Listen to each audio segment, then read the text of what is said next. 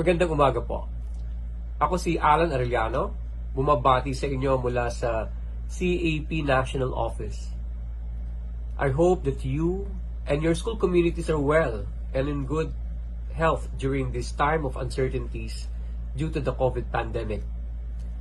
We know that you are all exploring the various ways by which our schools can adjust to the new normal once we operate within the next few months.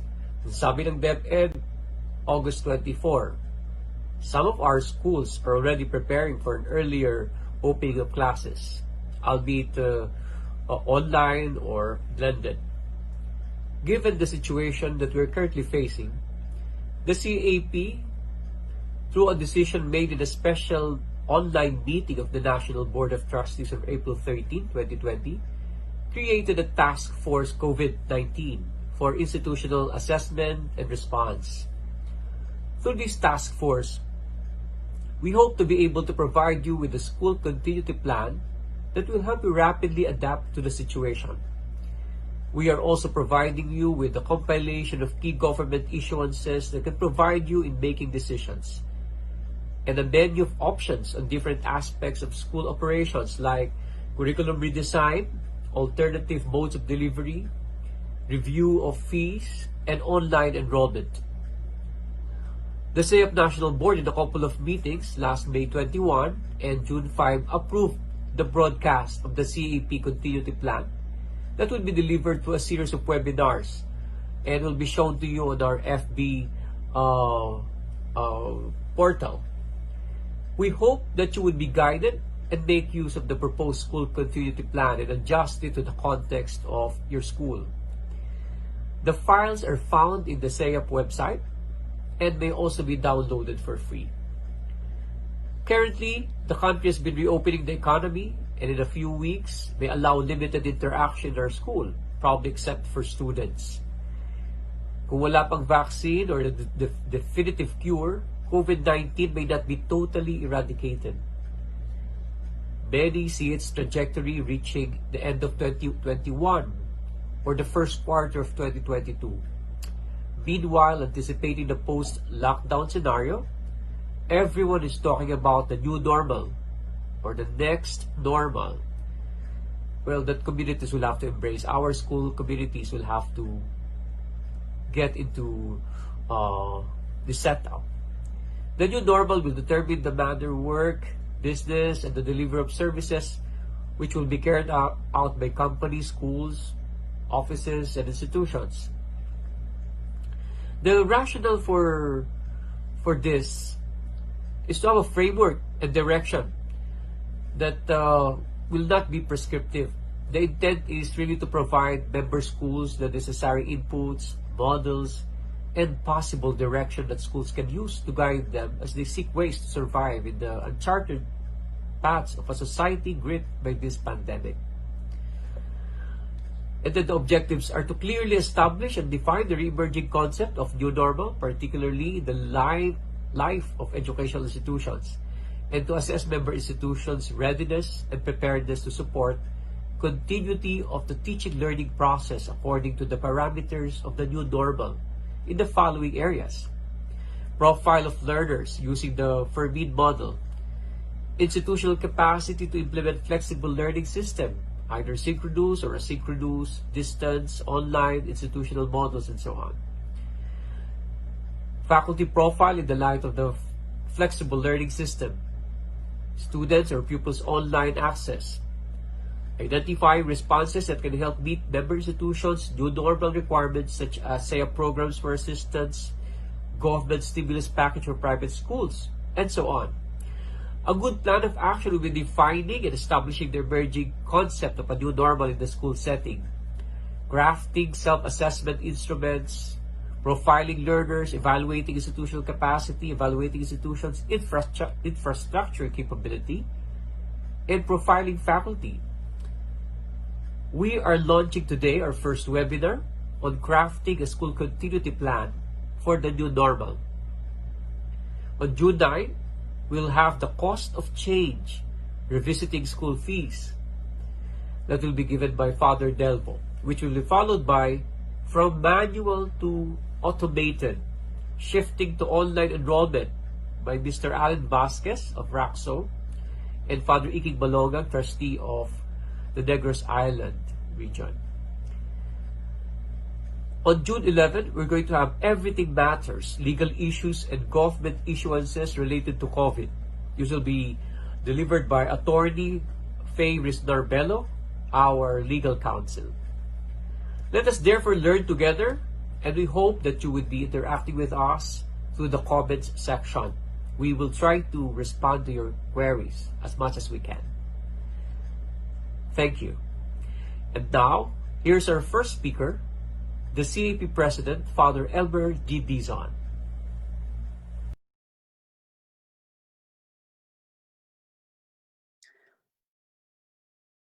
Good morning, brothers and sisters. Good morning, educational leaders. And good morning, our frontliners, our teachers. Also, good morning to our parents. Sana po nasa mabuting kalagayan kayo at malusog ang pangangatawan at pananampalataya. The mission lives on, crafting a school continuity plan. I would like to thank the CAP Board of Trustees for approving the holding of a series of webinars. This is the first leg. The second leg is already being prepared. The first leg is a result of the work of the CAP task force that was formed by the CAP board last April 13, 2020. I would like to thank also the CAP member schools who shared their experiences and initiatives.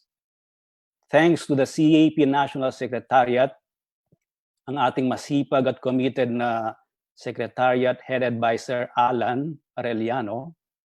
Salamat din po sa RACSO, ang partner ng CAP for hosting this webinar. RACSO is headed by Allen and Cyrus. In this presentation, annexes will be mentioned, and you can access those annexes sa website of CAP. You can access the materials there. Our objective is very simple. It is to present to you a suggestion or perhaps a guide in crafting your own school's continuity plan. So let me begin with the outline. Tatlong parts lang po yun. Pinakamahaba yung C.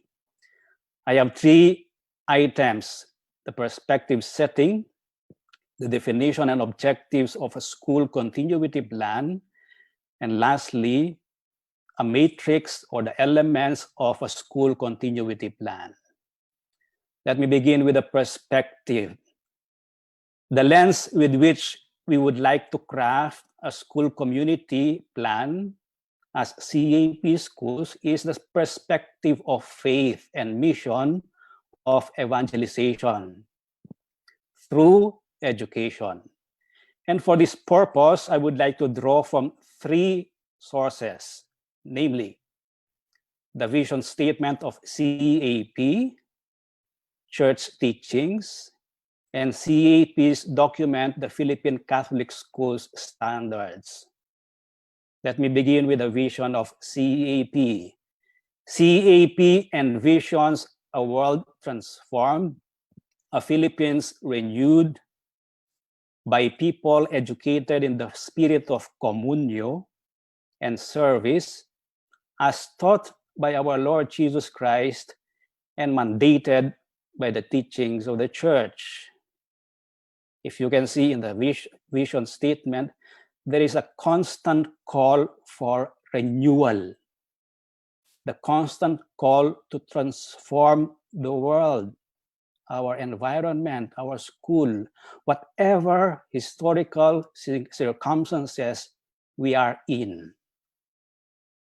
If you can look at it, the image of service or the The key words are transform, renew, communion, journeying together as a model of the church.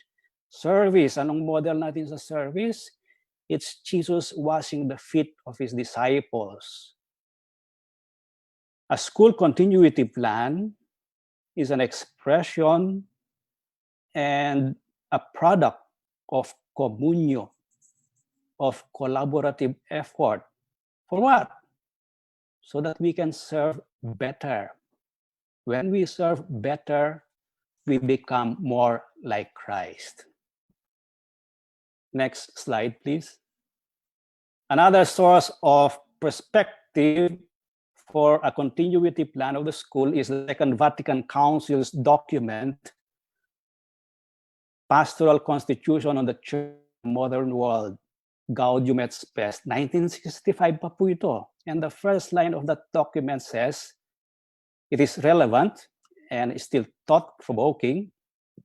The joys and the hopes, the griefs and the anxieties of the men of this age, especially those who are poor or in any way afflicted by coronavirus, these are the joys and hopes, the griefs and anxieties of the followers of Christ. The church claims as her own the realities and living conditions of the followers of Christ. The church is like a mother, and the followers of Christ, they sympathize, they empathize with the rest of humankind's strengths, weaknesses, or even opportunities and threats. The COVID-19 brings upon us fears and anxieties on a worldwide scale. It is making us confront sickness and death as tangible realities. On the other hand, COVID-19 heightens our appreciation of the values of life, the value of health, safety, security, family, and community, and prayer. It also makes us see the unsettling idea of discontinuity from the old normal, while challenging us to find new ways, new products, new services, new way of relating with one another for the old products, for our old clients, for our teachers, for our students. And the emerging educational markets and creating a new culture in the process. The transition to the new normal calls for institutionalizing the emerging behaviors, situations, and health standards and living standards into common and routine practices. A school continuity plan has a context, two contexts, our present situation and our context as followers of Christ. We don't remove that context, being followers of Christ. Next slide, please. Another church document as a source of perspective in crafting a school continuity plan is again a Second Vatican Council's document, Declaration on Christian Education, Gravissimum Educationis. This is the mother document of Catholic education. It says in number 3 on the authors of education, since parents have given children their life, they are bound by the most serious obligation to educate their offspring, and therefore must be recognized as the primary and principal educators. Parents are the ones who must create a family atmosphere animated by love and respect for God and one another, in which well-rounded personal and social education of children is fostered in the family. So the family is the first school of the social virtues, of Christian values that every society needs. The family, which has the primary duty of imparting education, needs help of the whole community. In the new normal, the primary and safe venue of the teaching learning process is the home, not just the house, it's the home, where the entire family is the learning environment. And education becomes more and more a community responsibility with the involvement of the entire family, the church, the government, even civil society, and our stakeholders. So as a third perspective, the school continuity plan can only succeed if parents and the community are involved in this new normal. Next slide, please. And the last source of perspective in crafting a school continuity plan is CAP's document, the Philippine Catholic Schools Standards. It has 8 defining characteristics of Catholic schools, of excellent Catholic schools. I will only mention numbers 1, 2, and 6. It says, an excellent Catholic school is centered in the person and message of Jesus Christ. Every Catholic school has Jesus Christ as its foundation and inspiration. We conceived of life, of school of operations, basing it on Jesus Christ's person and message. Second, an excellent Catholic school is participating in the evangelizing mission of the church. Evangelization is proclamation in word and deed, witness and transmission of the gospel, of the good news given to humanity by our Lord Jesus Christ. And education is an essential element of evangelization. The third is defining characteristics number 6, which says an excellent Catholic school is committed to integral human formation. The Catholic school is intentionally directed to the formation of the whole person in the pursuit of the person's ultimate end and the good of society. The variety of programs and authentic learning experiences in the learning continuity plan of the school should integrate the moral and religious formation of students and families. It addresses both the mind and the heart, so that the mind and the heart, so that the person will become more and more in conformity with Christ, leading to a conversion that transforms persons and communities.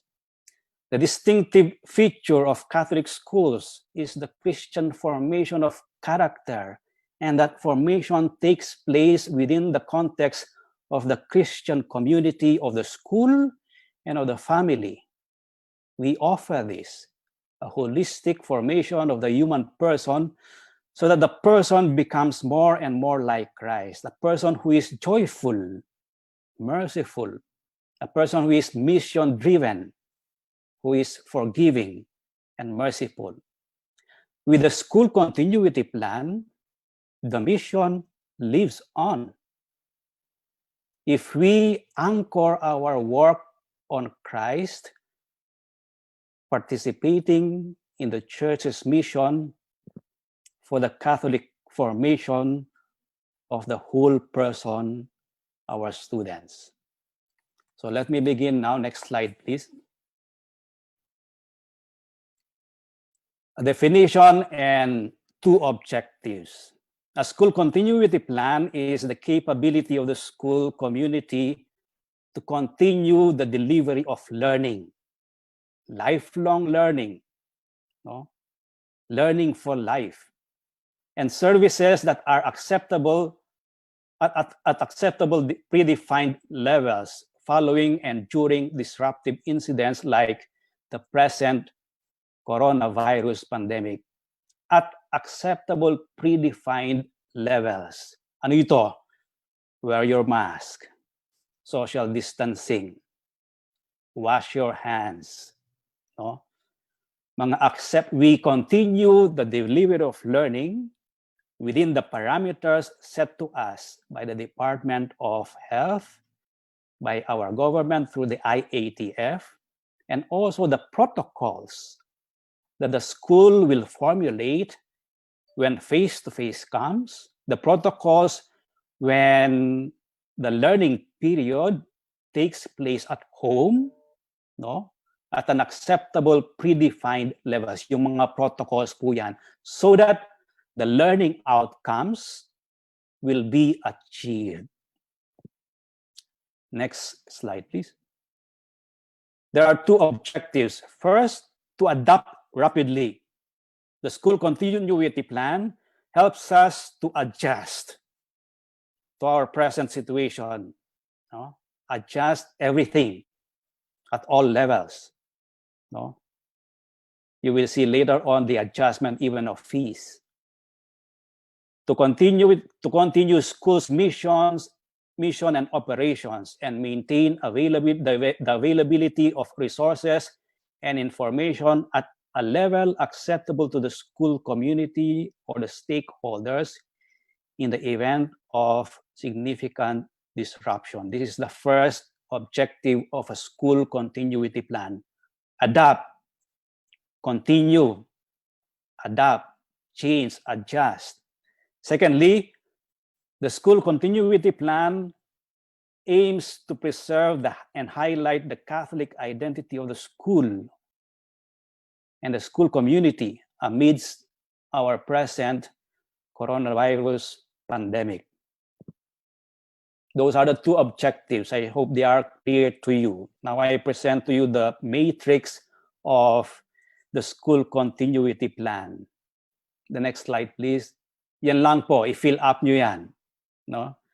It has 7 elements, and only the first 3 items shall be presented here, namely the task, the suggested tasks, the initiatives that corresponds to the task to be achieved, and the expected output, which should be understood, all of them as suggestions and guide.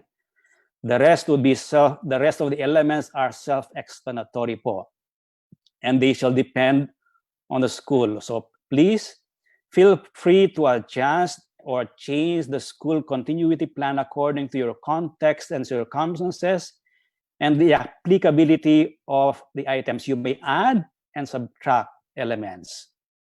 You will see that the school continuity plan has plans within it that are integrated in the school continuity plan. No? Namely, the learning continuity plan is within the school continuity plan. A resiliency plan is within the school continuity plan. The budget is a financial plan, and it should be integrated in the school continuity plan for this school year at least. So here are the elements of the school continuity plan. The first thing that a school head should do is to select, form, and lead a school continuity team to accomplish tasks number 2 to 14. Okay, and you may include, you have the choice, no?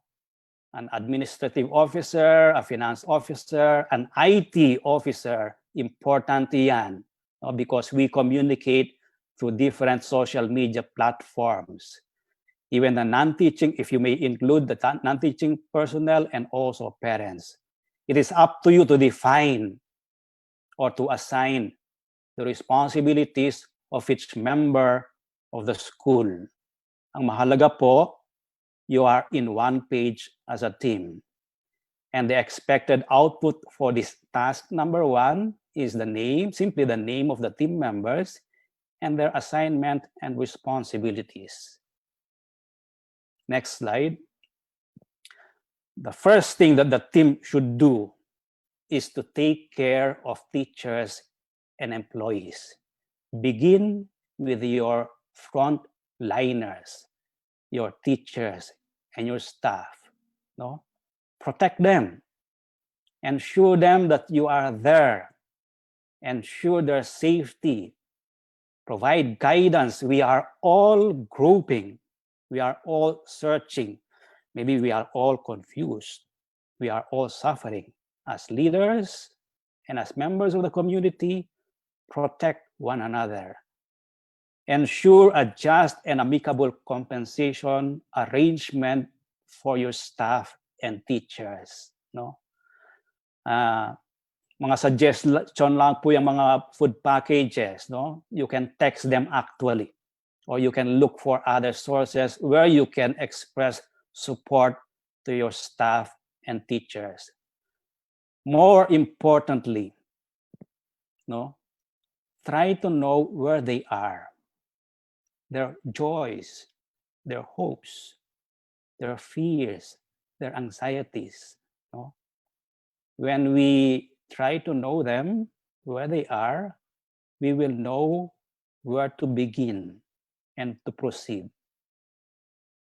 So the expected output is a school assistance program for its employees. This is not a one-time thing. This can extend until the end of the school year and beyond. That is the expected output. The next slide. With regard to the compensation thing or the legal matters and legal issues and government issuances from the government agencies, the IATF, the DepEd, and CHED, I invite you to attend the webinar of the CAP Legal Counsel, Attorney Faye Rizonar Bello, on June 11 from 2 to 4 p.m. on CAP's Facebook page. Next slide, please. The next task is to reach out to your students, to your parents, to your teachers. No? Make a survey of students. Hindi lamang yung contact information nila, yung gender nila, yung grade level nila, pati yung pong physical and mental and spiritual health nila. No? Kumusta ang relasyon ninyo sa bahay? No? Kumusta ang effect ng pandemic at home quarantine sa inyo? No? You can also ask them yung available gadgets nila or your connectivity or yung preferred mode of delivery nila kung nasa bahay sila. No? You may want to know also your students and your parents' financial situation for you to give them an idea, for you to get an idea when you adjust your fees. No? Try to know, hindi lamang kayo magko-collect ng data ng nasa enrollment form. No. Try to be more personal in your survey forms. No. The other items that you might want to include in your survey is yung factors that may facilitate online learning, homeschool teaching, or blended learning, teaching learning, or learning strategies that students prefer, or teachers, ano na ang kanilang capabilities sa blended learning, so that you will know later what to include in their training program. No? What platform they are familiar with, and their proficiency level in using online facilities. Okay, you may use them. No? Yung mga schools na mayroong learning management systems, no? This will be used in your school. No? What level of proficiency do your teachers have? No? So, in this third task, we would like to understand our learners and their circumstances.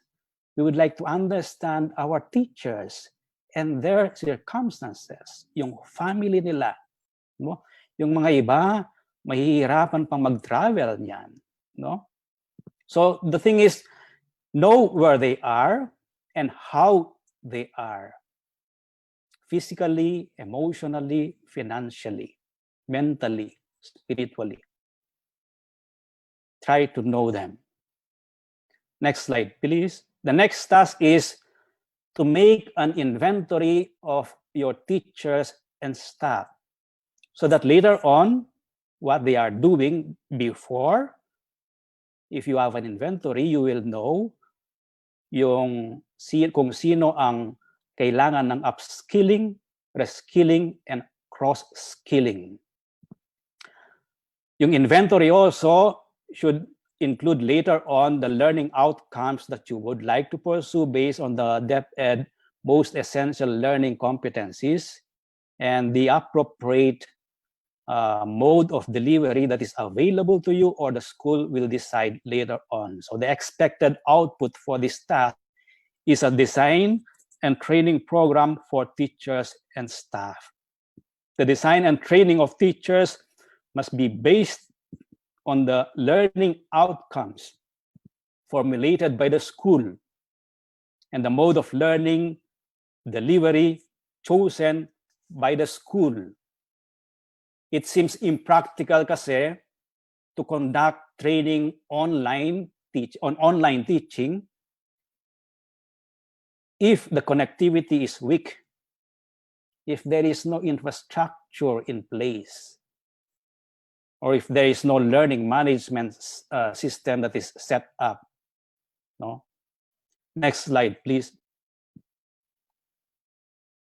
Ito po yung ibig sabihin lang ng mga upskilling, reskilling, at saka cross-skilling. This is a guide when you choose the kind of training for your teachers and staff. No? Upskilling is upgrading of present skills.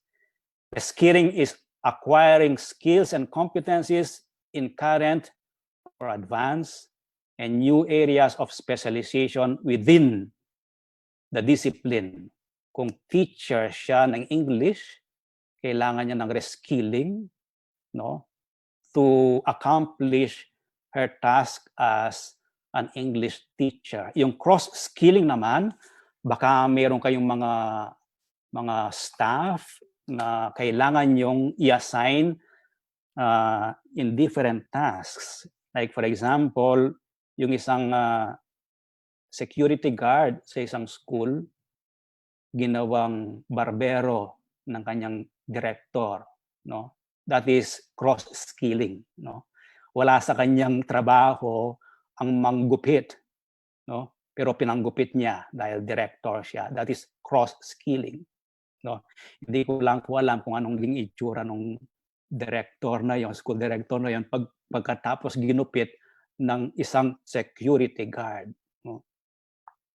Next slide, please. The management of impact and risk. So, ang output dito is a school resiliency plan, no?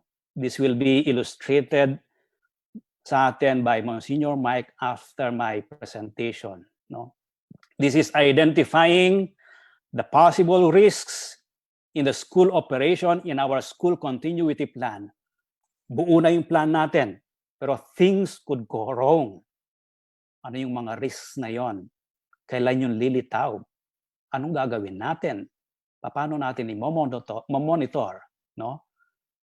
Examples ng mga risks na yan will be in the next slide, no? Next slide, please. Yun ang mga possible risks which you need to plot, no? You need to rate, to score yung gravity ng risk na yan.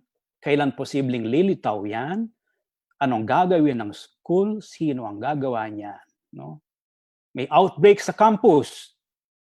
Lately lang, may news sa Israel, nagsara yung 30 schools sa Israel because nagkaroon ng outbreak, around 200 students and staff na infect. Nag-quarantine sila. Around 10,000 students and staff nag-quarantine at nag-stop sila. Kung nangyari sa school natin yon, ano yung immediate response natin? No? Kailangan merong bilis ng response natin. Nasa resiliency plan po yan. No? Kulang ang enrollment. Paano tayo magpapasweldo? No? Kailangan iplano natin yan. So, kukunti yung income, kailangan may plano tayo kung saan tayo mangungutang. Okay? Mga contingency plan natin. No? Ayaw online. Ang estudyante habang nagkaklase, nagfe-Facebook. No? Ano rin yan, isang risk din yan na hindi ma-deliver ang ating learning outcome. So anong gagawin natin? Protocol, kapag mayroong online, kailangan ng mga protocols. Saan sila sa bahay dapat mag-aaral, whether online, blended, or printed materials? Pwede ba siyang magbasa habang nagluluto o nagsasayang ng kanin? No? Pwede ba siyang mag-alaga ng kanyang baby sister habang nagbabasa siya? Mga possibilities po yan, no? Ng mga risks, no? Yung conduciveness sa bahay. Pwede nating iplano yan at saka create a learning environment in the home. Okay? Yung canteen ninyo, wala na ba? Dahil walang face-to-face, pwede po yan mag-operate. No? Depende sa inyong creativity yan. Pwedeng pag mag-deliver kayo ng mga learning printed packets, kuha na rin kayo ng order sa mga students nyo. Baka pati mga neighbors nila mag-order sa inyo. E di meron kayong auxiliary income. Diba? So, but you need to craft your own resiliency plan. Next slide, please. So for this, for more details sa ating resiliency plan, yung next slide, please.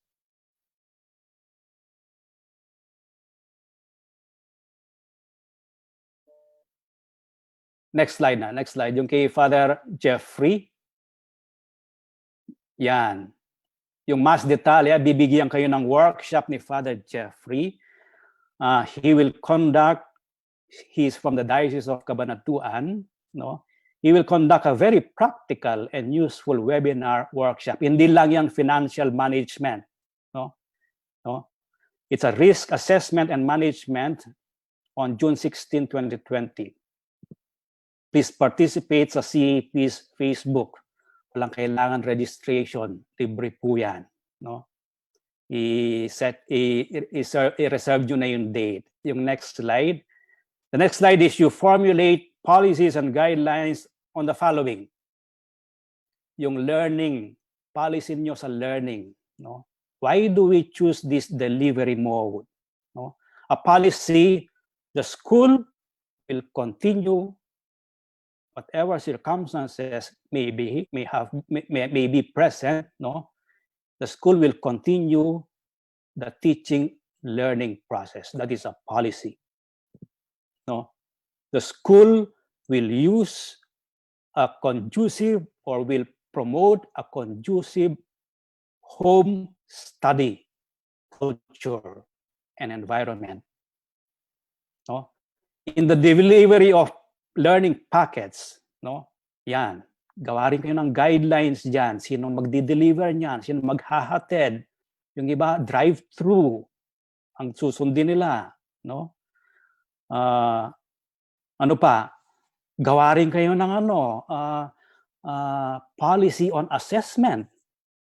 Hindi lamang siguro pass-fail, no?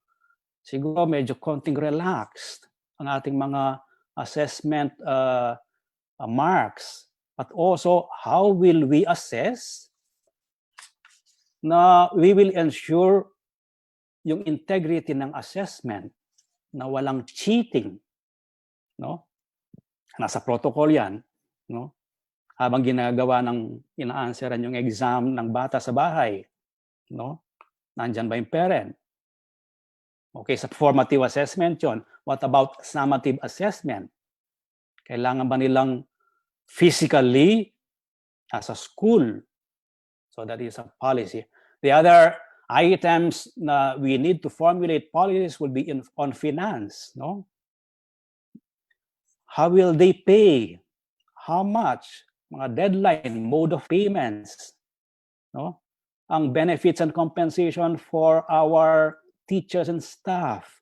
Itong mga gap moments, gap months, no? June, July, even the first 2 weeks of August, for 3 weeks of August, anong arrangement natin? Yung work from home for teachers, anong schedule dyan? Anong expected reports na ibibigay when the teacher works from home? Sino ang papasok sa school? Skeletal force. Pwedeng pumasok yung mga teachers pero hindi sabay-sabay. Tigi-tigi silang classroom and they work in their own classroom to practice or to observe social distancing. So other policies will be on the parents, participation of parents, health and safety issues. So the expected output would be a manual, perhaps, of policies and guidelines in the new normal, no? And these policies should be open to adjustment as we open the school year. Next slide, please. Here, we need to design and implement flexible learning, no? And this depends on the capacity of the school, the available resources of the school, learning resources, physical resources, personal resources. So there you have guides, yung most essential learning competencies of DepEd, how you would translate them in form of modules or learning packets, ano yung mga learning resources and materials that you will provide, no? You determine the appropriate technology for some mission schools of CAP. Minsan ang magagamit lang po nila yung Facebook katulad nito o yung Messenger. Sometimes texting lang, lalo na doon sa walang connectivity. Formulate guidelines on home learning. Yung iba po, no? Learning period natin 7 to 8. Anong isang bata, nagluluto ang nanay, no? Ano dapat ang gagawin ng bata? Magdadasal muna ba siya? Yung iba, mag-uniform siya. May study na pag naka-uniform ang bata, baka it will add stress sa kanya, no? Lalo na kung mayroong nanonood sa kanya na naka-uniform siya. Mas relax ba kung ang suot niya ay pambahay lang? Kayo po ang mag-decide nun, no? So the expected output is the learning continuity plan. DepEd requires us to submit a learning continuity plan, no? Yung mga learning outcomes, yung schedule of classes, yung school year calendar.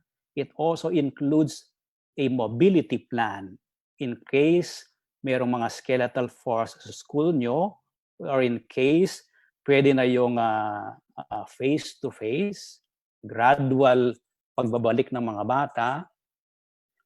Yung kapatid ko po sa Canada, sabi niya, yung kanyang anak, once a week lang pumapasok sa kanyang eskwelahan. 20% lang ang pwedeng pumasok. 25 lang sila sa section nila. So 5 at a time. 5 sa Monday, 5 sa Tuesday, 5 sa Wednesday. The rest of the week, online po sila. So here, you need to distinguish also yung gagamitin nyo kung learning management system ba or social media platforms or Zoom or kaya Google Meet. Meron akong problema, no? How will assessment look like with the various modes of learning delivery? Paano natin ika-crash yung assessment po, mga teachers? Siguro mamaya po sa Q&A, yung mga teachers, you can share your ideas about cheat-proof assessment, no? Do we need to promote a culture of lifelong learning sa bahay so that students will be more honest sa kanilang accomplishment of learning tasks? Next slide, please. Here, when you design and implement training program for teachers, no, yung number 3 na task is know your parents. Mag-survey muna kayo sa parents, yung mga anxieties nila, no, yung financial capability nila, yung readiness nila to partner with the school, or yung readiness nila na sinabi ko kanina from Gravissimum Educationis, they are the principal and primary educators of their children. Can we help them in that task? And can the school prepare a program or a training program for them? No? Is it possible, no, to ask the parents of K to 3 children to come to the school once a week, Saturday, for example, tuturuan sila ng K to 3 teachers kung paano sila mag-tutor sa kanilang mga anak sa bahay. At silang magde-decide kung anong oras yon, no? Pwede bang magturo ang parent bago matulog ang bata, like storytelling, no? Storytelling. At ma-accomplish or ma-achieve yung learning outcomes sa K to 3, no? 30 minutes lang. O paggising, bago umalis ang parent, kung nagtatrabaho siya, pwede niyang gawin yung task na yon, no? So that is a possibility lang po, no? I'm throwing it all to you, no?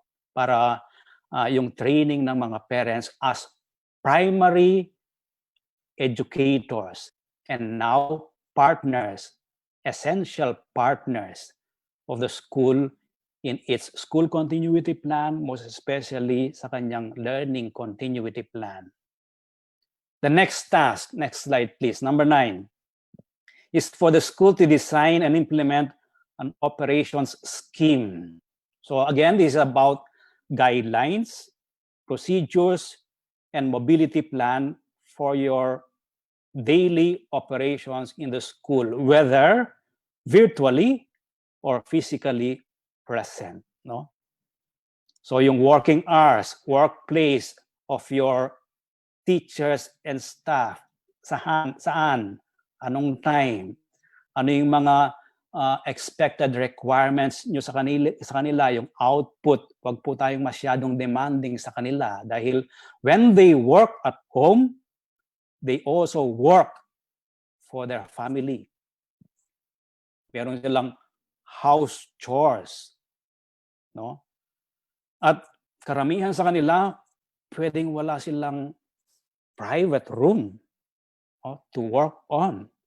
Baka yung kanilang study table, yun din ang dining table nila, no? So you create and craft guidelines, no? What kind of reporting? How will they report? No?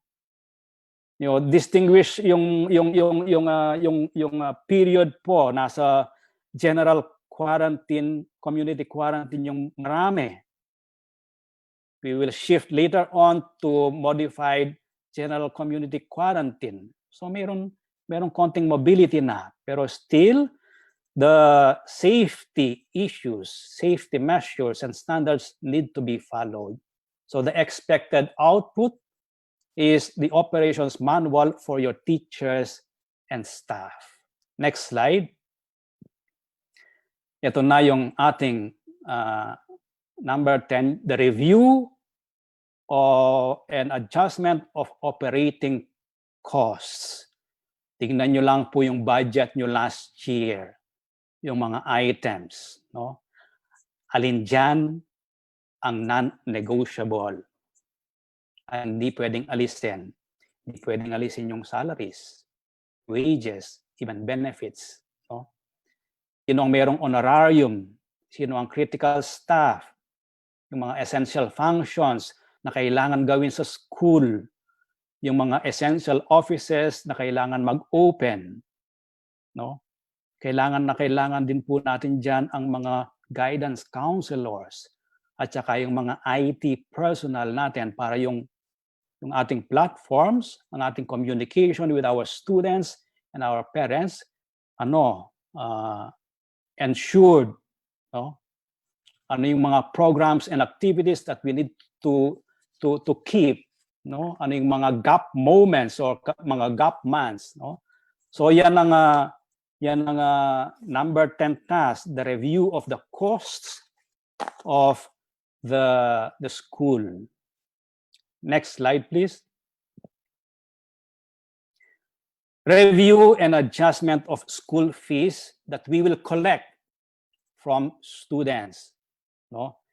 Yan lang po ay guideline. Alin na nga hindi nyo i-collect ngayon. Bakit hindi nyo i-collect? Because it is a school fee that is for an activity which requires physical presence. So you will not be able to hold the physical presence. So hindi nyo i-collect yun. Pero merong additional fees that you need to add because nag-change yung ating operations. No?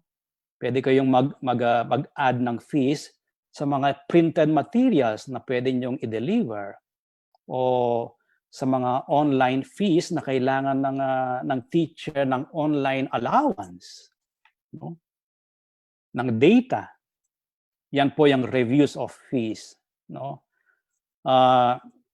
Number 12, you create a school transition budget for 2020-2021. After reviewing the cost, operation cost, and after reviewing the fees that you suspend, decrease, increase, or even add, and then you formulate your budget. So that is a financial budget, a financial plan, yung budget for school year 2020-2021. So yun ang ating yun ang ating mga considerations, no? Yung teachers, no? Yung salaries and wages, yung learning modalities, no? Yung operation scheme daily, no? Operation cost, at saka yung adjustment of school fees. The next slide, to elaborate further, tasks number 10, 11, and 12, I invite you once more to the webinar to be conducted on June 9, that is tomorrow, at 10 a.m. to 12 noon, by Father Albert Delvo, the CAP Treasurer, by Father Tadeo Balongag, the CAP National Advocacy Commission Chair, and also the Superintendent of the Catholic Schools in Dumaguete. Father Delvo is the Superintendent of the Diocese of Novaliches. And also the third is Mr. Allen Vasquez. He is the President of RAXCO, our webinar host for this series of webinars. Malapit na po ako matapos. Next slide, please. The next thing you need to prepare is your calendar for the school year 2020-2021. The DepEd already issued that the opening of classes is August 24, but private schools who have an online infrastructure can open earlier than August 24 on the condition, absolutely, walang face-to-face. No? Walang face-to-face. So, yung number of school year, i-prepare nyo po yung class schedule, yung home schedule, yung consultation hours of students to their teachers, subject teachers, yung consultation hours of yung availability ng guidance counselor ninyo. Siguro po yung mga school administrators, magkaroon kayo rin ng schedule. Pwede nyong i-consult ang school director ninyo, consult ninyo ang finance office sa ganitong oras during the day. Okay, during the day or during the week. So the expected output is the 2020-2021 school calendar. Next slide. This is the communication plan to your parents, to your teachers, to your staff, to your parents. No, communicate. Text, Facebook, Messenger, TikTok, TikTok, TikTok. No, lahat po gamitin ninyo. No, kahit na ipasabi niyo sa neighbor nila. The thing is, they are well informed always. No, i-communicate nyo lang ang ginagawa ng school, no, to ensure that learning continues. Communicate to them that the mission lives on, no? And when we prepare, no, when we communicate, the more we create confidence sa ating mga parents. We create confidence sa ating mga students na hindi tayo pababayaan ng ating eskwelahan. Announce to them na yung mga teachers nila nag-a-attend ng mga webinars left and right at meron silang ipapakita mga certificates as proof, no? Yung mga student orientation online or in paper, no? Communicate to them yung school calendar, yung start of the enrollment, yung mga fees, no? Palagay ko po matutuwa ang mga parents kung konti na lang ang mga fees. May meron silang hindi babayaran. The message is, when you communicate, you tell them, do not be afraid. We are all afraid, but do not be afraid because we are here together. The message, we will take small steps, no, to adjust to this presence of the pandemic. Communicate the message of hope, of faith, of love and care. But also, more importantly, please communicate that learning at home is fun. Learning at home is enjoyable rather. No? Learning in a family context could be messy, but it can be supportive and caring. So the final slide. Everyone is spending much more time on social media. Here's what we can do. Ano po? Sa school, create your social media team. No? Young teachers, lalong-lalo na. No? Include students. Include your IT staff. No? Number 2, post 1 to 2 times or as much as you want per day on Facebook, on Instagram, on Twitter, on Messenger. No? Post kayo ng message, inspiring message, updates, information. No? And use photos and videos as much as possible. Iwasan yung mahahabang text na pinopost nyo. No? Iwasan yon. More images as much as possible. Short, powerful, and engaging announcements and messages that are confidence building, that are reassuring, no? That are also attractive. No? Ito yung school ko, dito ako papasok. No? Pag nabasa ang message nyo. Third, respond to comments. Positive or negative or even indifferent comments. No? Yung team should spend at least 30 minutes at the beginning or middle and the end of the day to respond to comments. Yung response lang naman, pwedeng thank you or like mo yung kanyang comment. No? The thing is, you communicate through these platforms, no? Yung sa mga nagbasa sa ating mga posts, no? So we get in touch with them, no? And create also, this is a suggestion, this was suggested by our professor, Prince Hermana, create a unique hashtag to strengthen your brand as a Catholic institution. Yung mga hashtags differentiates us, No?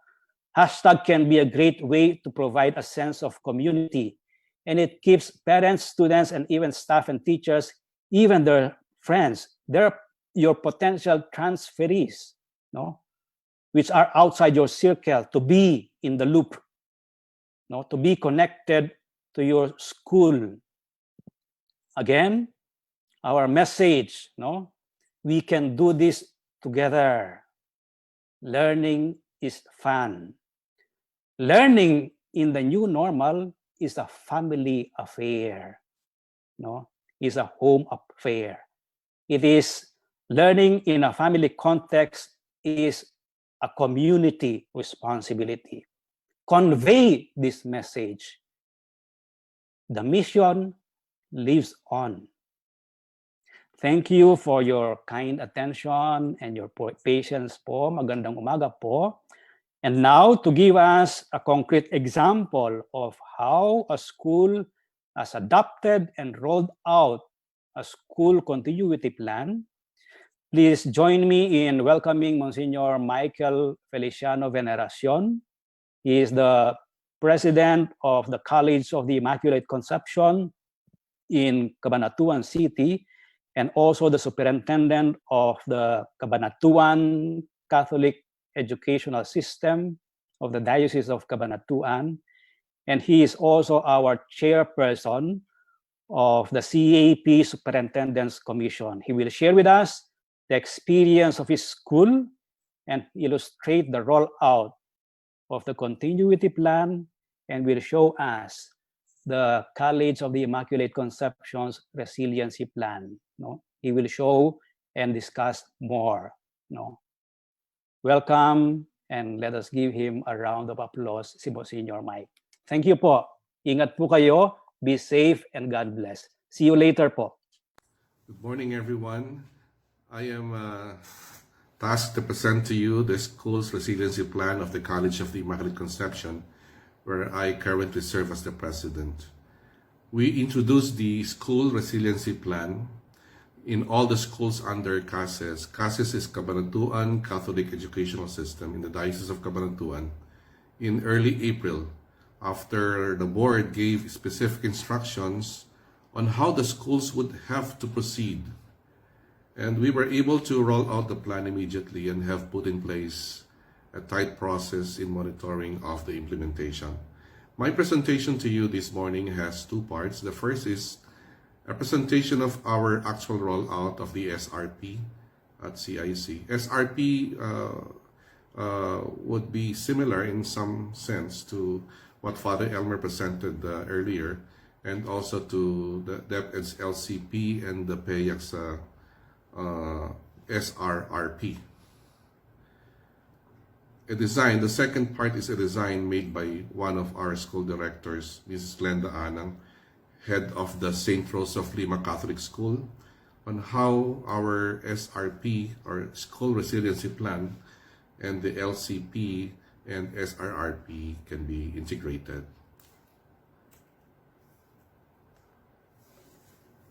With regard to the main elements of the plan, so we have here the different tasks that we need to implement or to conduct.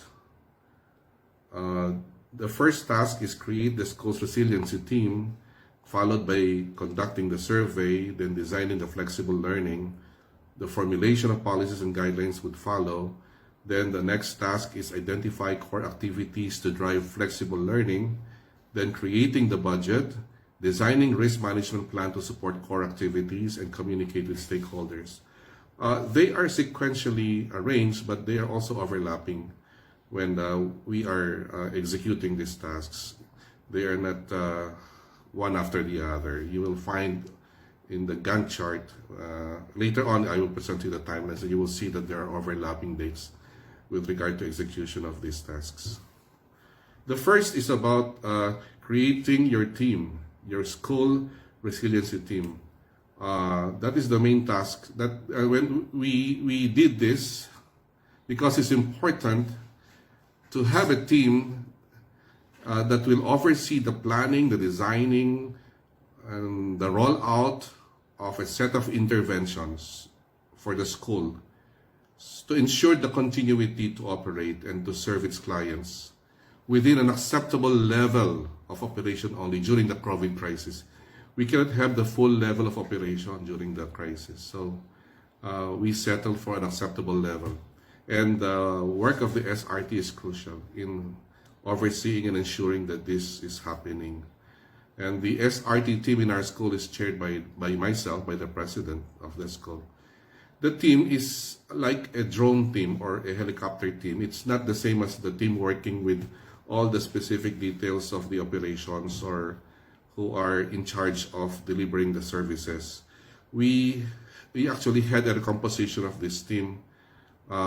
We picked some people at the initial stage, but we changed them because we see them doing so many things down the ground, and it might not be good if they are also working on top. So being a drone team or a team that will oversee the whole system at work and see how things are connected one to the other. So we make sure that this is in place.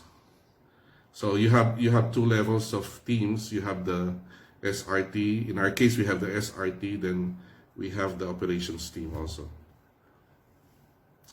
This team has been engaged into systems thinking, and we look at different patterns of quick fixes that we did during this COVID crisis. A lot of quick fixes are happening, and quick fixes might create some harmful consequences also if we are not able to manage them very well. Then the next task was to conduct the survey. So we did an initial assessment on health and psychosocial conditions of our students, our parents, and personnel. What we did was we established a call tree where we worked hard to get the contact details of all. We were successful in this because we were able to substantially collect a lot of information about what's happening among our students, among our teachers, among our personnel. So heads communicated with their office staff, principal and academic heads messaged their faculty, teachers communicated with the students and parents.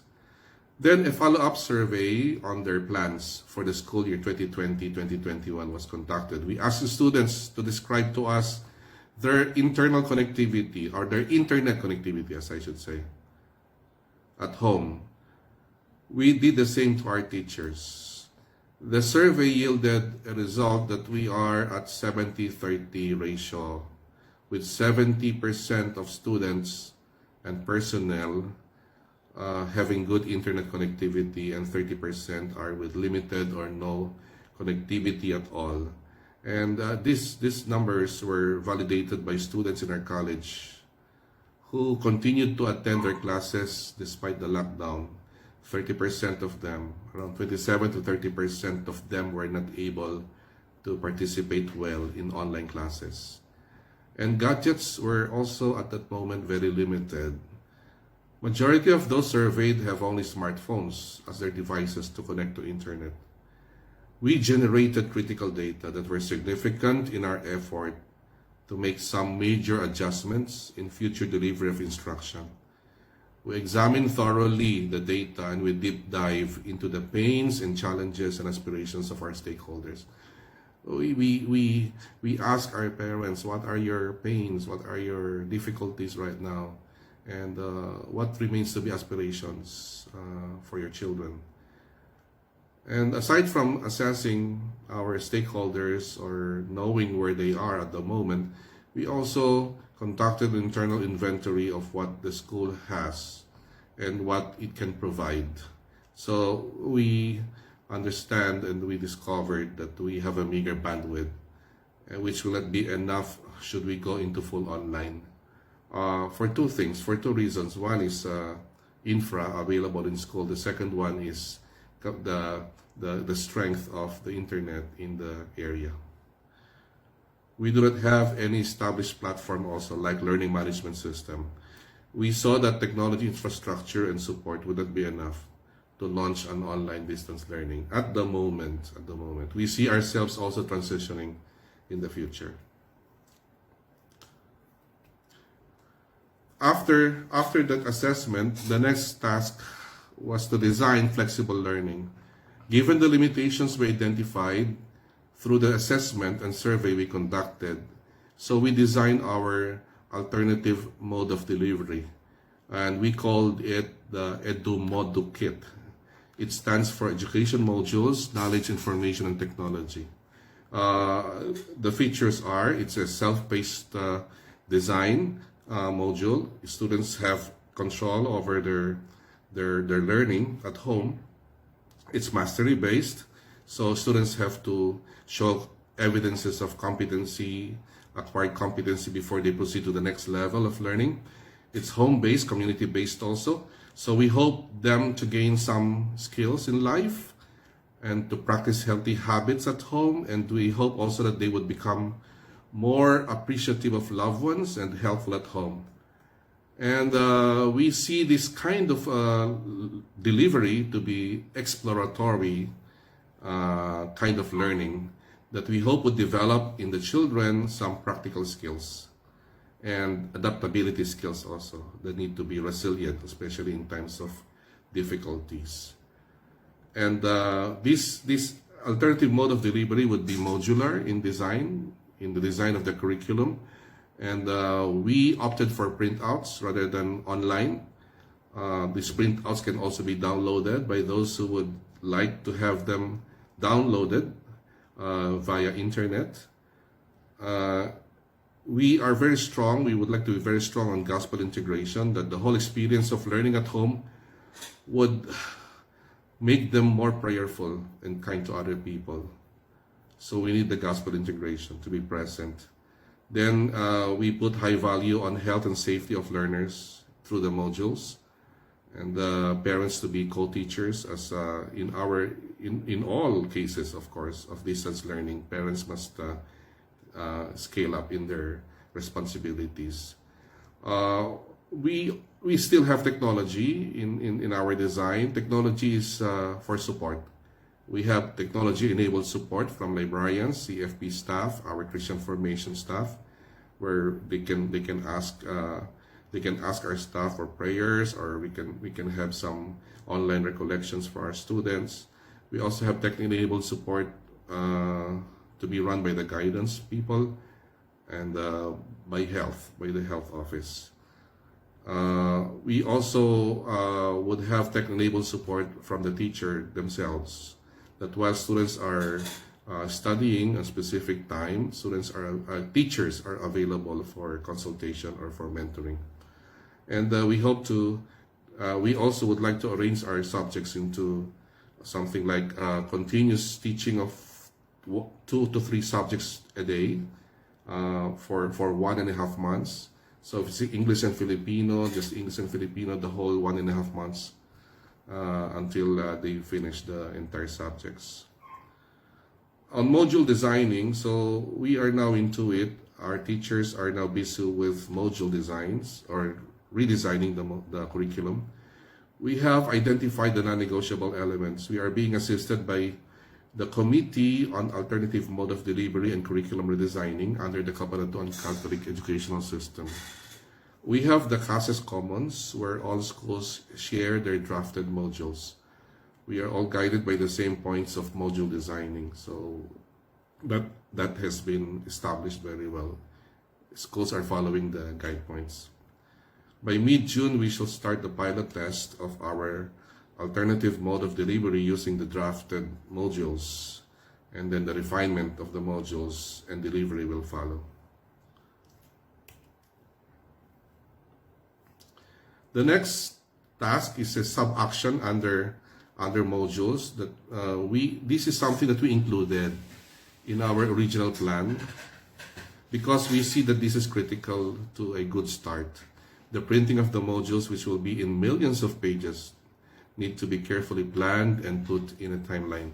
We hope that by the first week of August, we will have the printed modules ready for distribution through pickup system, courier, or even through downloadable files, as I mentioned earlier, should the student wishes to have the modules delivered that way. Then another task is the fourth task is to formulate policies and guidelines. As I mentioned, this is not sequentially arranged because while they are designing the alternative mode of delivery, they are also formulating the policies and guidelines alongside the development of this alternative mode of delivery and module designing. The school resiliency team oversees the formulation of relevant policies and guidelines. So as you see, we have already a set of guidelines, and we're still working on some. They're still coming up. It's not yet what you call this, exhausted. We're still seeing a lot of guidelines that we need to formulate. The next task is to identify core activities to drive flexible learning. After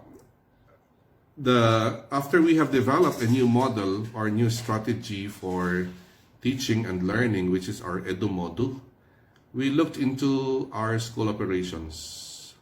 It is the task of the SRT, the school resiliency team, to analyze the personnel, office, functions, and activities, and to evaluate them, each of them, according to their impact on the success of the delivery of flexible learning, or our EduModu, and on an acceptable level of operation. And we also looked into our third-party service providers or product providers, like our suppliers, food suppliers, our telco connections, our partners in telcos. We understand the word critical here to mean that this person or function or office is essential to the delivery of EduModu.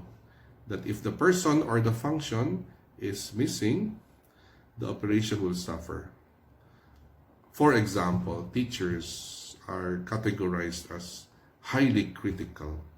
They are at the top of the most important persons who can deliver the program, our EduModu.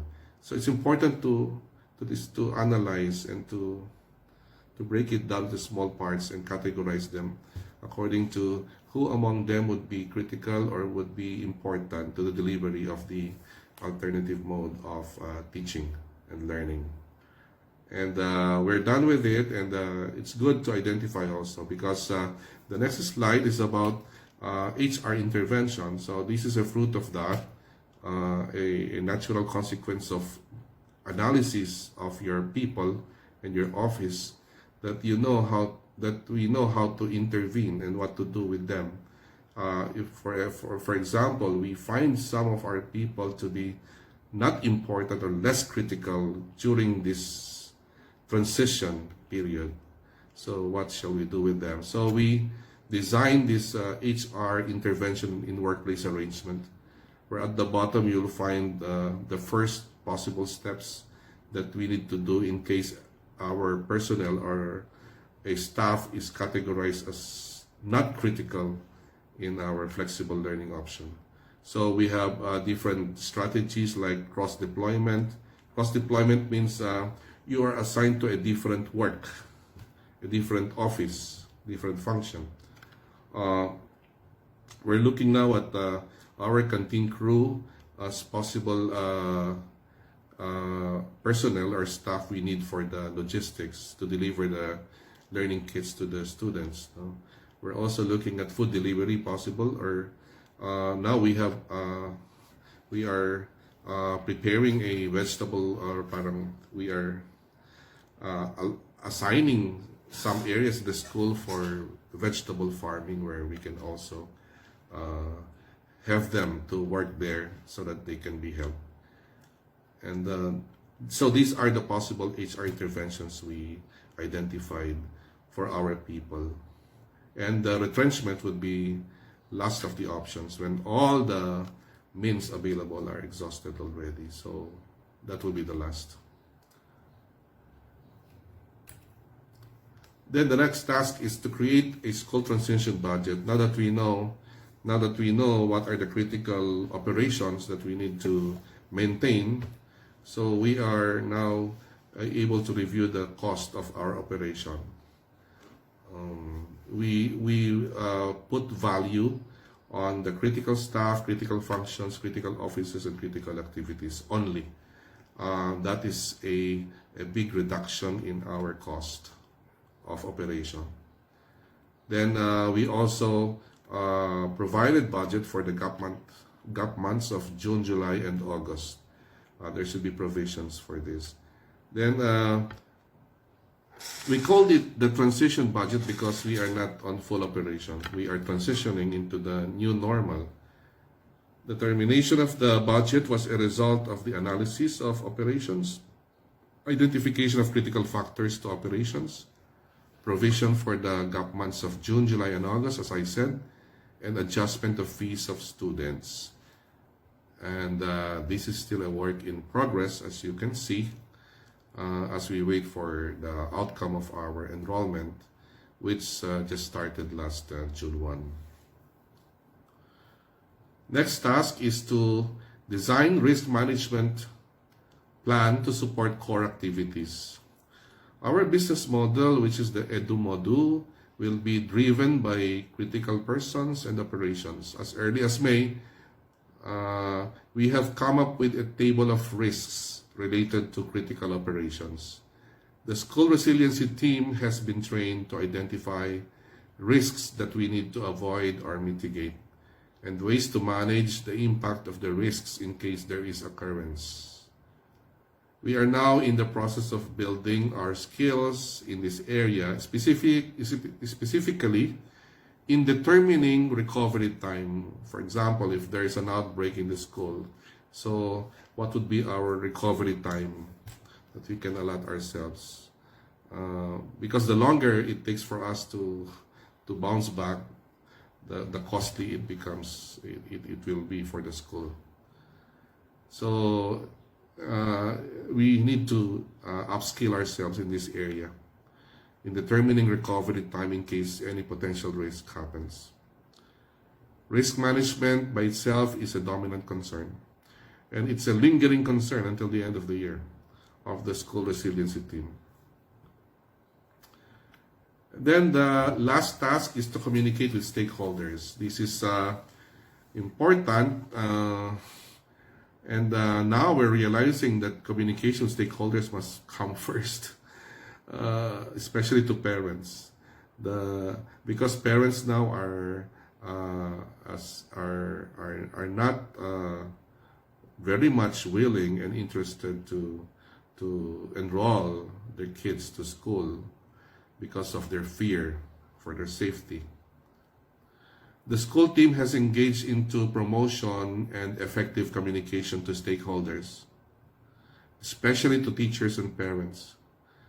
The first presentation of the Edu module was done via Zoom. So I myself was the one who presented to them this alternative learning delivery mode that we have adopted. And also to student leaders, I gave this presentation. The parents who were officers of the PTA are now helping us to reach out to other parents and explain to them this Edu Modu kit. We have also lined up training for teachers on the technology platforms that will be used by them when they monitor the students. We also see ourselves to gradually transition to more online type of education.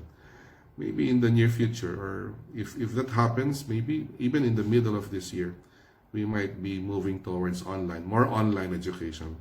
When that may happen when students are more at ease with technology, and of course teachers need to be at ease with technology. We don't want to start to make the first step with so many complex things at hand, so we want it to be very simple with the printed materials. Our goal, we will be using Google Suite, G Suite for Education, for the enhanced learning experience. So as I mentioned, it's all print out for the kids, but it will be enhanced by technology because there will be tech-enabled support coming from teacher, coming from the teacher, coming from the librarian, coming from the CFP director, coming from the guidance. So all these things are tech-enabled support. Then we will be using Google Suite for our tech-enabled support. Our goal there is to encourage as many parents as possible to subscribe to internet for the enhanced learning experiences of their kids. We also anticipate that by that time, they are ready to embrace online learning. Our technology infrastructure by the time in school would have been reinforced already, and also the technology infrastructure of the province would be okay by that time.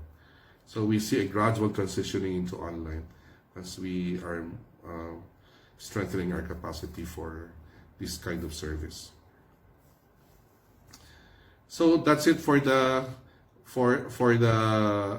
school resiliency plan. Those 8 important tasks I presented to you, and we are still in the process of completing and implementing the plan. We are very strict in monitoring as I meet the SRT, the team, every week, just to make sure that the progress is happening. Kung ilang percent na, ilan ang progress. So mahalaga monitor yan. The next stage, or the next part of my presentation actually, is also the next stage, which is interfacing with LCP, with DepEd's Learning Continuity Plan, and PEAC's SRRP. This one was prepared by Ms. Glenda Anang. Ms. Glenda is director of St. Rose of Lima Catholic School in Santa Rosa, Nueva Ecija. The interface can be done in order to enrich the plan, as there are provisions in both the LCP and the SRRP that are important to be considered in order to strengthen resilience of the school. This is also important for schools that are preparing for recertification, and we also need to consider the LCP as we prepare documents for submission to DepEd. So here's just to show you an attempt of Ms. Anang to interface or to integrate the 3 plans. The SRP, the CASES SRP as the framework, the main framework. Then the blue colored letters or words are those that can be integrated into the plan, coming from the LCP or coming from the SRRP. So for every step of our CASES resiliency plan, you will find some recommendations, suggested inclusions coming from either the LCP or the PEAC School Recovery and Readiness Plan. So that's the sample. Another page here, so you will find there on blue colors, those are possible or things that you would need to consider if you want to integrate, or the elements coming from either the LCP or the PEAC's SRRP. So this is ours. This is our way of doing it. Because our school started very early in April, and the LCP came out a little later, and the PEAC's SRRP too. So since we started with the SRP already, so our decision was to integrate whatever elements are missing, and so that we are able to enrich our own resiliency plan. So those are the things. In some areas they are similar, or they have similar elements, and there. So those in blue colors are the areas where we can improve, or we can integrate into our own plan. And in some areas we are also we have some areas which are not to be found in the others. For example, review of fees of students, that is not a concern of the LCP. The LCP is more on the curriculum, on the elements of the curriculum. So, and ensuring that learning outcomes will happen, or will be delivered. So this is an attempt of one of our schools to integrate, to interface the SRP with the LCP and with the PEAC's SRRP. That's all for my sharing. So I hope this could help us all in developing and refining our own plans. Thank you very much.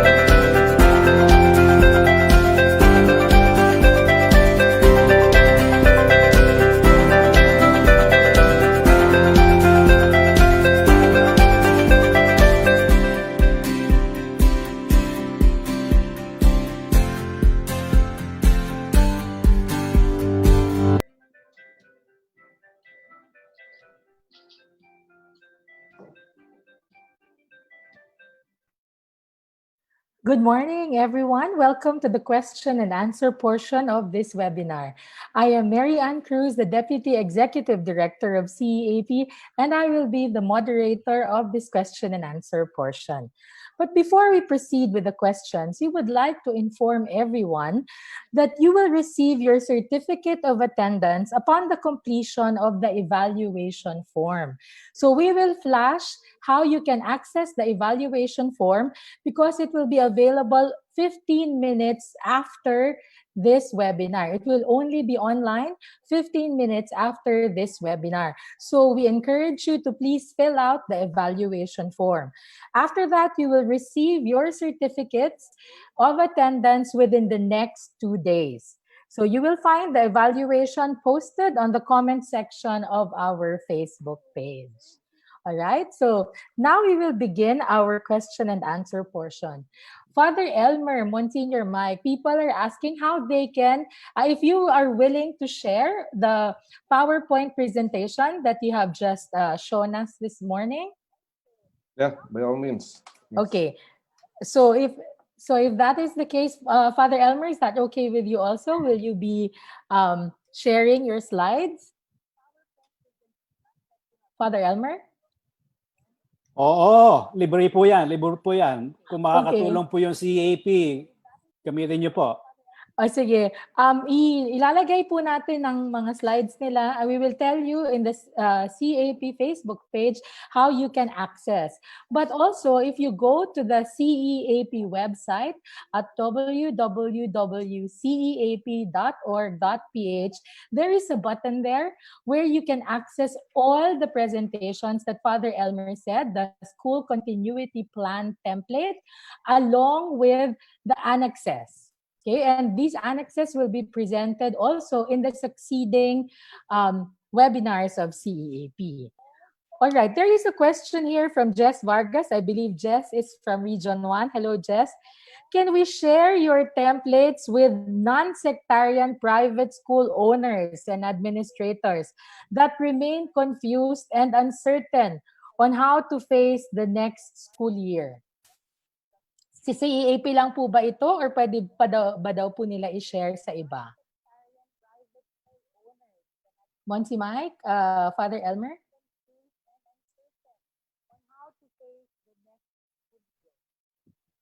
Ayoko. Gamitin po ninyo, share po ninyo kung sino makakatulong, share po ninyo. Pwede po yan. Okay. All right. Okay, now some of the more content questions, no? Monsi Mike, how shall we charge? This is from Hilda Villador. How can we charge additional fees for additional Wi-Fi and internet provider and additional take-home activity sheets? Because they will be printing, I think, activity sheets or take-home learning kits. Can we have this as an additional miscellaneous fees? Though we already have some that is like activity fee in our miscellaneous fees. Paano po kaya? Will they have additional fees? How will they charge it daw po, Monsi Mike? Hindi ba kapag nag-analyze ka ng operations mo, nagawa mo na yung learning delivery mo, so definitely, what will push this delivery is some critical operations. So that critical operations must be funded, must have, kailangan lalagyan mo yun ng fuel. No? Yun ngayon na magiging determinant mo kung ano mga fees ang kailangan mo. Definitely, there will be adjustments in your fees, as some of your fees might not be critical. Some of your activities that you need to fund them might not be critical for the transition. Kaya may adjustments ka talagang gagawin. Mahalaga yung adjustments. So anong item daw po sa miscellaneous fee nila ilalagay yon? Sa activity fee ba raw po? Depende sa classification kasi iba-iba naman ang context dyan. Iba-iba rin ang tawag. No? Sa amin kasi, dahil printouts, meron talaga kaming EduModo kit fee for the modules because each module would have about 1,000 pages. Each kit with all the subjects included. Mga 1,000 to 1,000, may mga 1,500 pa kasi parang aabutin ng mga ganong pages, number of pages ang kit, Ang no? learning kits For all the nila. subjects. Iba-iba din, depende sa inyo. At saka mahalaga dito is communication to parents. That you're able to communicate to them your fees. You are able also to tell them, explain to them, and hanggat maaari, show them everything. Show them, be transparent, and parents will understand because they would also ask if there might be some fees that we need to lessen or reduce. Mahirap kasi ang buhay ngayon. So kailangan maging very sensitive tayo doon with this new normal and new way of delivering instruction. May mga bagay na nawala, so they expect also some reduction in that sense. Yun lang. Kailangan ng constant communication with parents on this.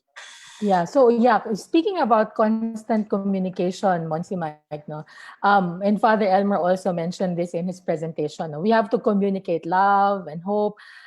You said this was very important during this time, and you also shared, Monsi Mike, that you did some sort of inventory or questions from inventory to parents, no? What were the major pains that the parents shared during your consultation with them?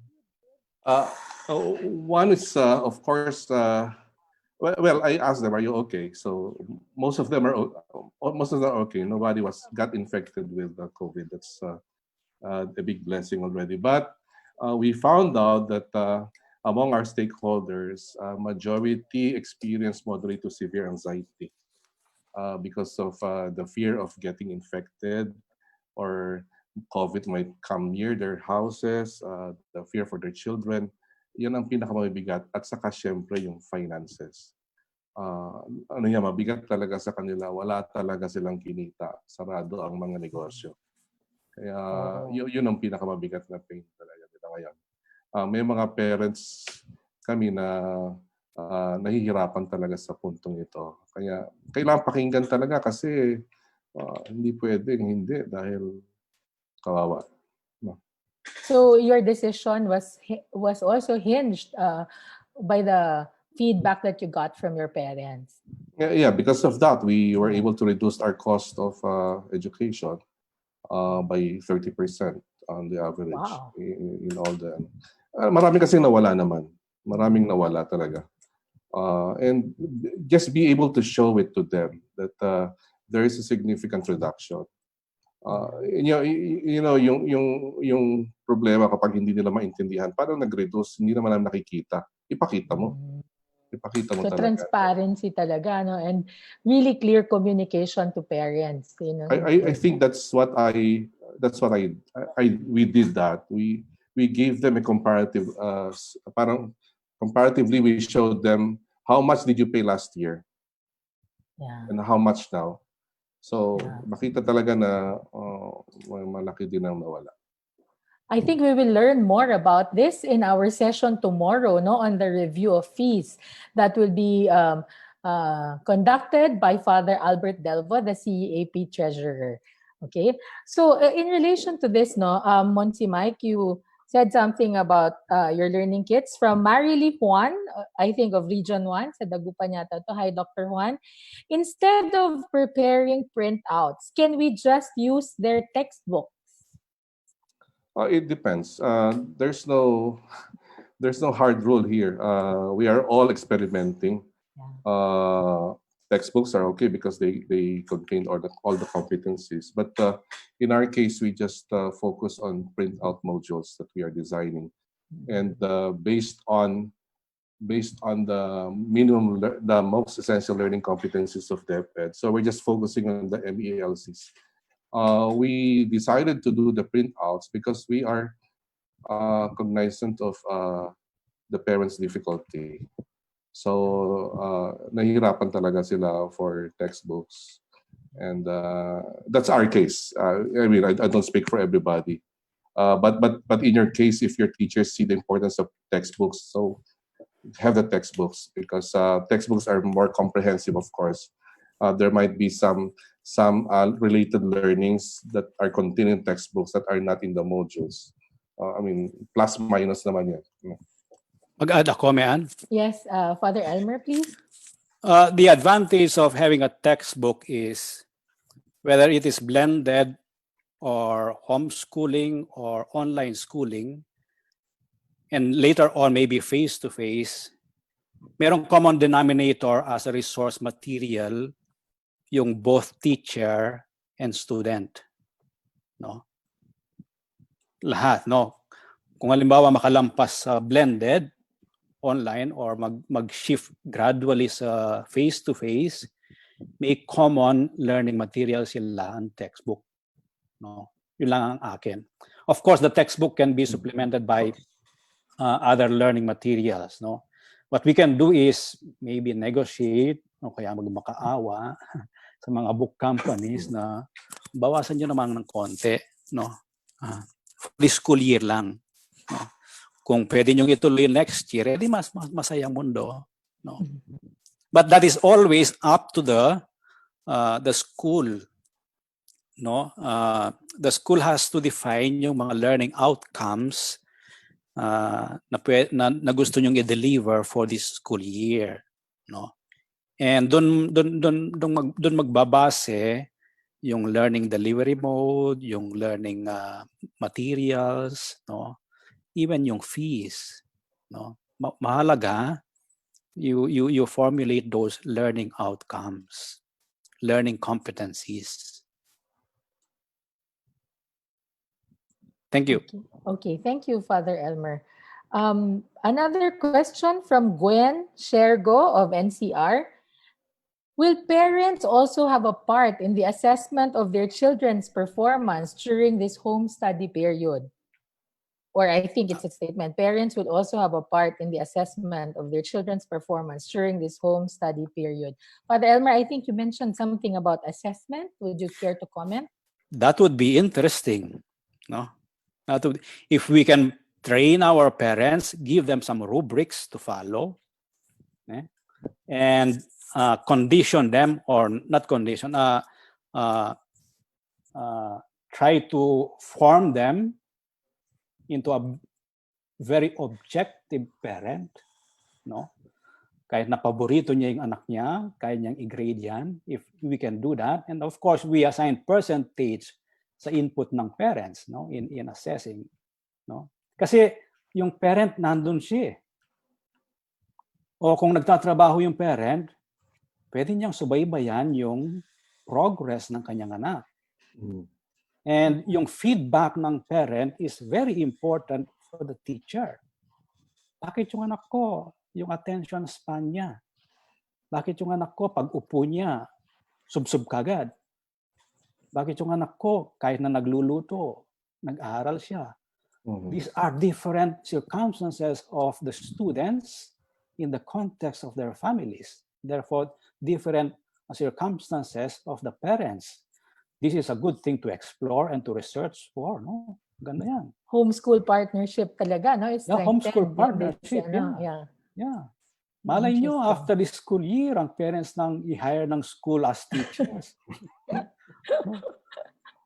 Let's not be afraid to explore things, no? Ang i-ensure ng school yung mga competencies and learning outcomes, they are achieved, no? And you can use different ways of assessing that, no? Merong nag-post sa aking one of my schools, practice pa lang po ito, no? Yeah, it was posted lately, no? Mga linuto ng bata, naka-video. Ka-video. Hindi lamang ata TLE class yun, mathematics class pa. Yung ratio and proportion, ganyan. Ratio and proportion, yung measurement, yung the amount of heat, no? Pwede yun, no? I-video yun, at tapos i-grade ng teacher at saka ng parent. Yeah. Kung may lasa ang linuto ng anak niya. May enjoy yun, no? So, sino may kasalanan pag hindi maayos yung luto? Yung home o yung school? Baka natutunan ng student yun sa mother niya. Monty Mac, would you like to add to the statement about parents being part of the assessment or the children's performance during the home study period?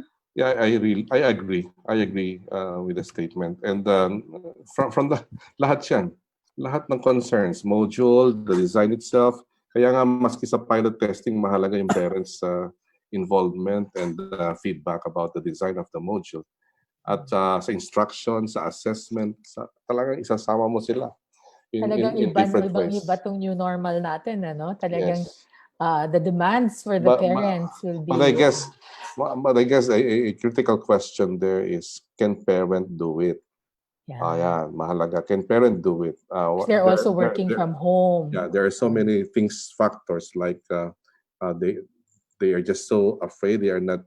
Uh, they cannot communicate well the lessons. They don't understand the lessons. Pangalawa, they're working, both of them.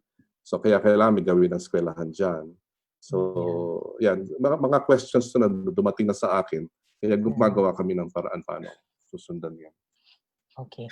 Here's another question from Emmanuel Cañares. I think, Monsi, you already mentioned this kanina, but maybe you would like to just answer this question. What is your plan with excess teachers due to low enrollment? Or is there really low enrollment? Yung iba yata nag-i-increase pa yung enrollment. But in the case of this particular school, perhaps, if there's low enrollment, what do you do with excess teachers? What would be your advice?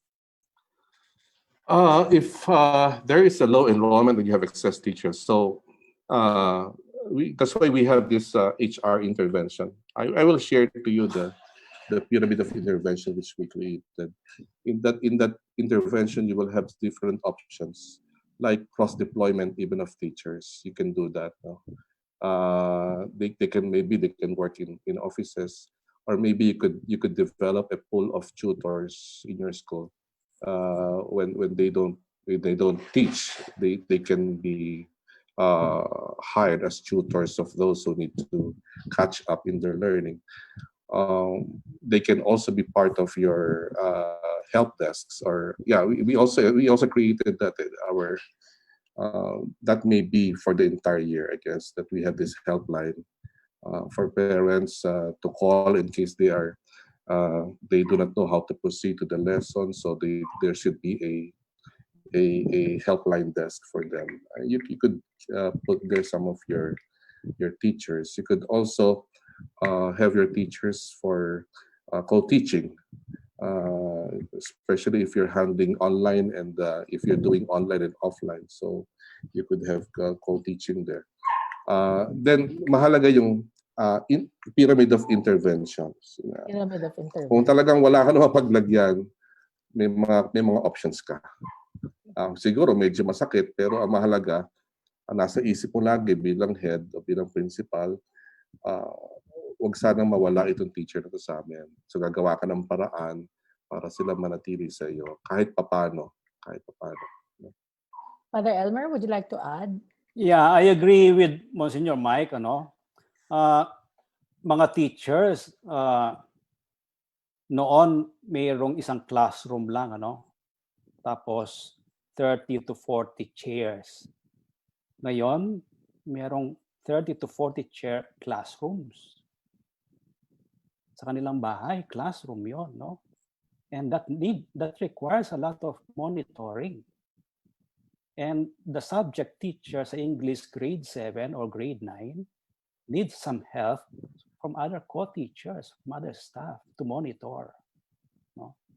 So itong new normal can bring us to a more collaborative arrangement in the delivery of the teaching learning process. No? Yun lang ang akin. No? So palagay ko, kung excess 1:1, maraming excess. No? Pero kung if we look at the amount of work that we need to do, baka kulang pa. No? Kailangan lang silang i-cross-post, minsan yung iba. Yeah. Okay. A question from Agnes Jane Calibo. Ano po ang healthy screen time ng mga bata? Screen time. Alam pa ba natin itong sagot dito? Meron ba tayong study? Yung mga bata, this is where we need to learn the circumstances of the students, no? nagpupuyat yan sa social media. Okay? Pag nag-schedule ka ng 7 o'clock, 8 o'clock na klase, inaantok yan. No? So we need some data for that. Yeah. The school need some data for that. Anong time sila gumagawa ng household chores? So saan sila awake? It depends kung anong findings ng school dyan. That is an important aspect that we need to need data about. No? Eh, dati, paggising yan ng alas 5:30, alas 6, pupunta ng school, pwede tayo mag 7 o'clock. Eh ngayon, paggising nila, meron silang puyat sila, tapos dahil sa social media, nagpuyat kagabi, tapos meron silang household chores. When is the best time? You have to find out. And maybe, I would say, we better ask them. We better ask them. Yung old normal na class schedule nila, baka hindi applicable. O kung yung parent, pag uwi pa lang niya sa bahay, yun ang most effective na mag-tutor sa bata bago matulog, that might be, that should be considered. Okay, thank you. There are two questions here na medyo related. No? It's about internet connection.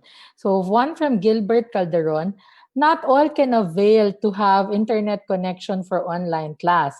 How will you manage or prepare for this? And another question from Akira Panlilio, some other students, they don't have internet connection, or some are living in a place where there's no signal or very limited signal, but they want to attend online classes. How will we deal with this? Or meron na ba kayong nagawa sa school ninyo? Did you have this kind of problem, Monsi Mike, since medyo malayo kayo sa Yeah, based on our assessment, so we did an inventory of students' capacity for online. Lumabas nga doon na 70-30 70 connected, 30% weak ang connection or no connection at all. So hindi kami pwede mag-deliver ng online kasi may maiiwan. Kaya ang ginawa namin at the very base is we have the printed. The printed okay. for all. Even if you have the online connection, you will receive the printed, which you can download if you want. If you download your modules, you don't have to pay, but you need to print it out, no? But everybody gets the modules, learning packet, the yeah. learning packets, no? And that's supposed to be self-contained. All the guidelines, instructions are there. There are hand-holding features for parents, so they understand what to do for every segment. And yun sana ganon.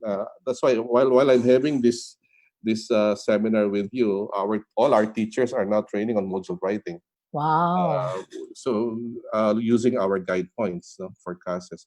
But the thing is, if you have the connection at home and you have the printed, you will have a chance for an enhanced learning experience. Why? Because if you have questions about the lessons, you could ask the librarian to research for you. You could message the librarian, can you help me research on this? We have this. So the librarian is always on post and ready to answer your question and help you with the research. The teachers are always online from the very first hour of the day during your class. So the teacher is there. So you could ask questions, or the teacher can chat with you, can Zoom with you. But that is enhanced. It's just enhancing the learning experience. So that's why I'm telling the parents that I'm encouraging them subscribe to internet, because that will give a lot of tech-enabled support to your children. Like maybe this follow-up question you can answer because of what you just said. No, will you, maybe your school, will you have a parent orientation on how to go about this home study program? Yes. I mean, because this is very important. I think you have a learning packet, but will you have an online orientation? It's part of the whole thing. That's why in my timeline, you will see the parent orientation. Oh, yeah, that was a question from Gwen Shergo. So it's part of the entire thing. From Father June Estoque from Kabangkalan Catholic College. Hello, Father June. Part of the new normal in education is online learning. How is our coordination with telephone companies in order to further enhance this kind of mode? ano ba to? Kailangan natin kausapin yung mga telephone companies. I think Father Elmer has a project on that, no, Father? I think they are already giving some increased capability for free for the moment, no. And we had a dialogue with PLDT. If you would like to avail of their programs, you could simply contact them, no.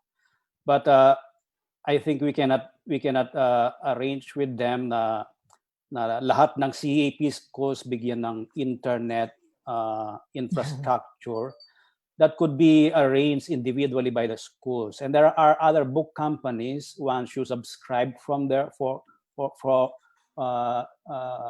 once you buy their products, they have some freebies or additional services that will support, no, your own choice of mode of delivery.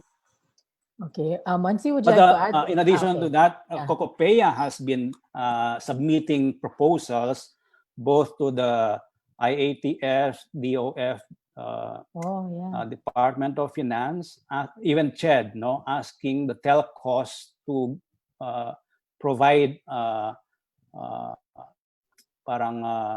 cheaper services for students and teachers. Hopefully, they will listen to that, no.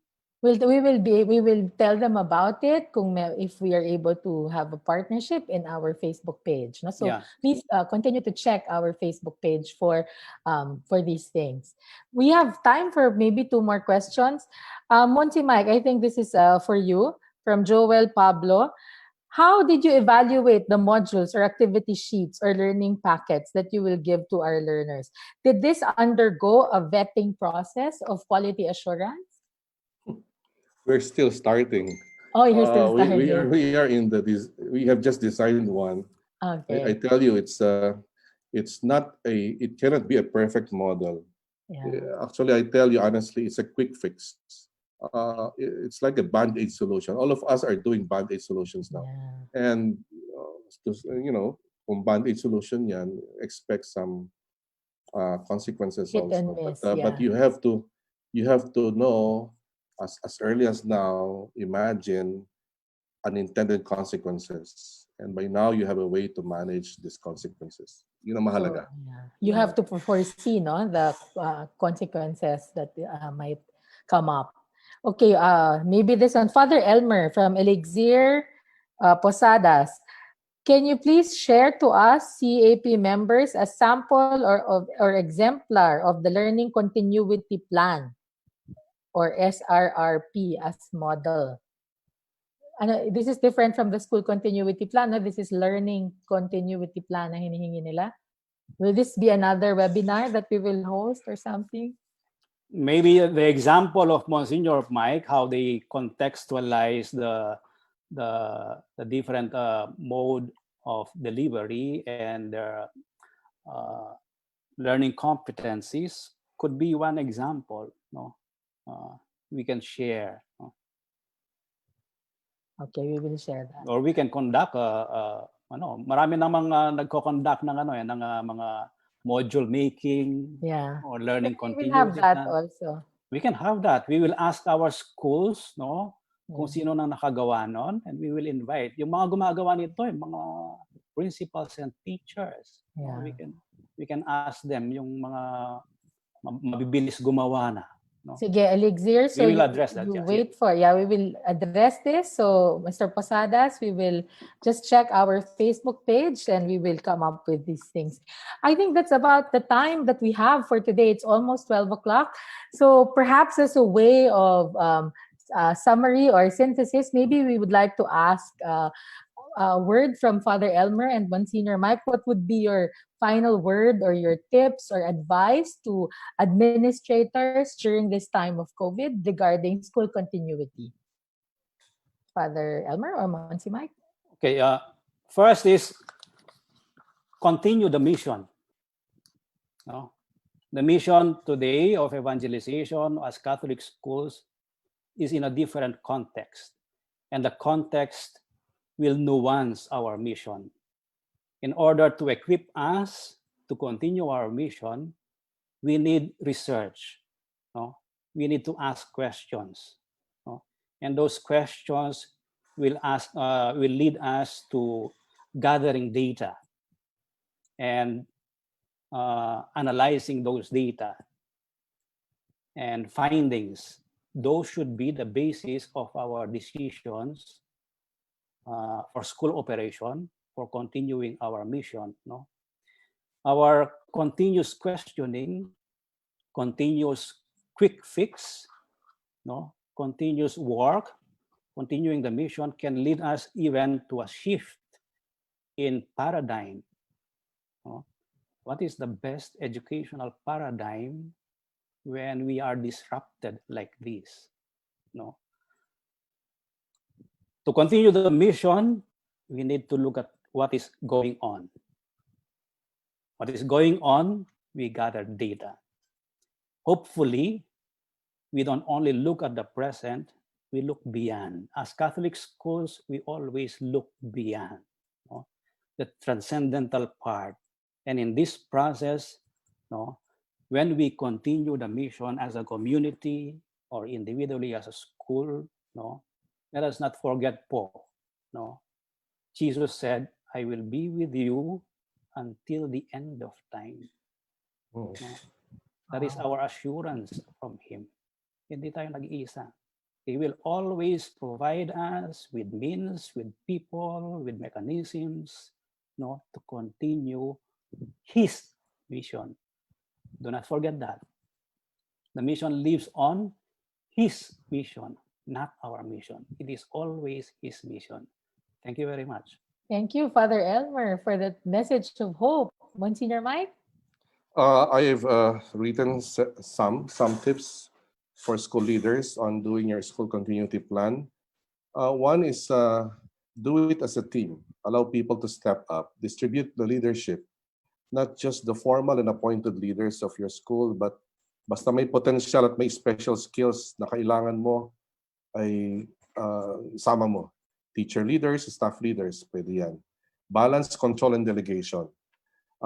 Always, as a leader, look at the forest. Do not stay in the trees. Look at the system sa taas. Kasi if you stay so engaged with them in the operations, you will lose sight of the bigger things. Be mindful of variables and consequences of your steps. Quick fixes need to be managed very well. Number 3, upskill your team with what you know, personally with what you know, technically with what you know. Then meet your team frequently, as frequent as you can, because this is emergency.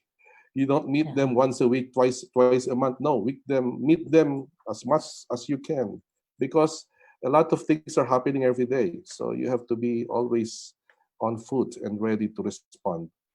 Communicate continually to stakeholders, especially to parents.